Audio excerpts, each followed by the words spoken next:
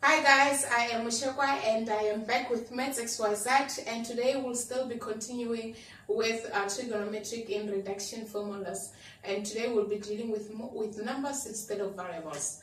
Alright, so with reduction formula, the first thing that we have to, the most important thing that we must know is this Cartesian plane, of which it's all students take care. That's just a statement that will make it easy for you to remember. Then here we have 90 degrees.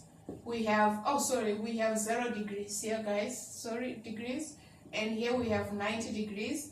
We have 180 and 270 degrees and 360 degrees.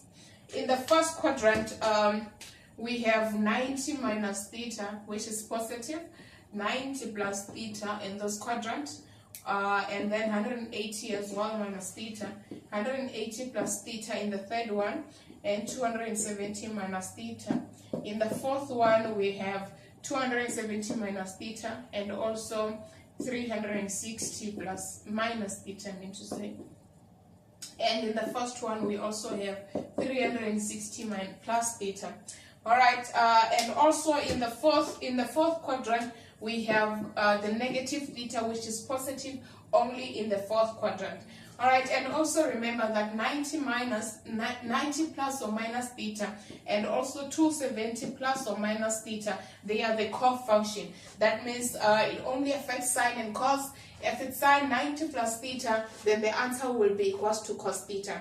The co-function only affects the sine and cos, and it doesn't affect the tan. Alright, let's do an example and see how we can apply this in when we are solving questions on reduction formulas. Okay, I will erase this because I need space, guys, but I hope you already have this Cartesian plane in your books so that you can always refer to when you are doing examples. Alright, the first example that we will be doing is sine of 330 multiplied by cos of 120 plus tan of 225. Alright, from this we have to change. The first one is sine. Remember, when you were writing this in terms of 360 minus or plus or 270 this and that, you must always remember that whatever you put in the brackets, it should give you the 330. Like for example, 360 minus 30. 360 minus 30 is equals to 330. That's what I mean. Alright, and then when we come to cos of 180 minus 60, it will always give you 120. Alright, plus of tan of 180 plus 45. Alright, tan of 180 plus 45. You can always change this to be 270 minus whatever the number, that will give you 225 when you subtract it from 270. Alright, the first one, sine of 360 minus theta, of which this time, instead of theta, we have 30 degrees. 360 minus theta is in the fourth quadrant, of which in that quadrant only cos is positive. That means here we have negative sine theta, of which our theta is equals to 30. Then we have negative sine 30. Multiply by 160 minus theta is found in the second quadrant, of which in that quadrant only sine is positive. That means we have negative cos of theta, of which our theta is equals to 60 degrees. Alright, and then divide, it's not divide, guys. It's actually plus 180 plus 45. 180 plus theta is in the quadrant of tan, that makes it positive. Then we have plus tan 45. Alright, now we have to apply special angles. Remember, with special angles, sine of 30 is equals to 1 over 2. It actually is a negative, but this negative multiplied by that, it will be positive, so they will cancel out.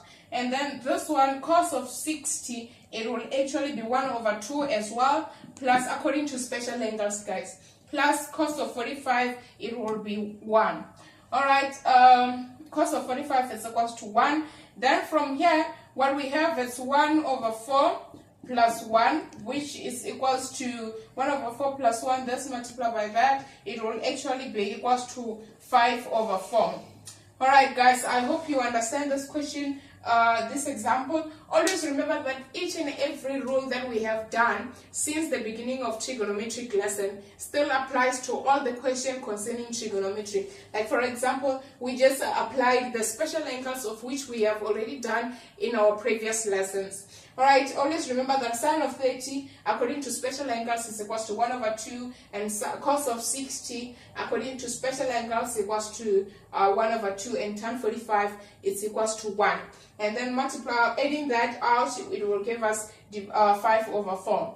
Alright guys, so let's do another example and see how we can apply trigonometric ratios into our example.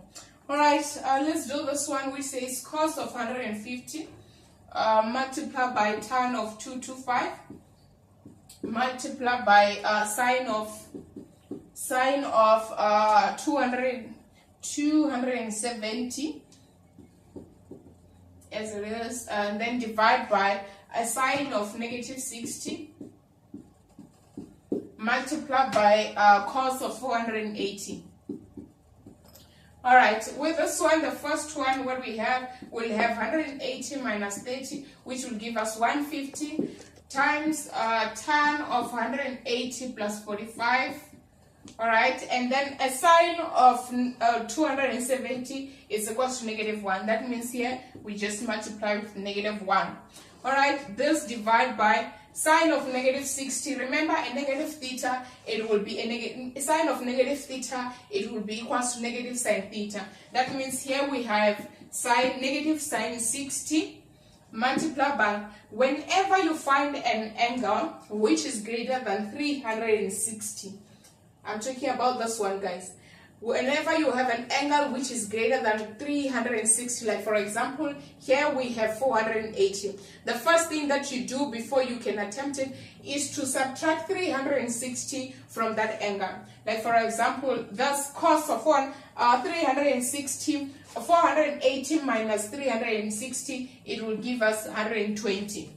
And then 120, that's where now you can start to express it in terms of an actual angle, of which now it will be 180 minus 60.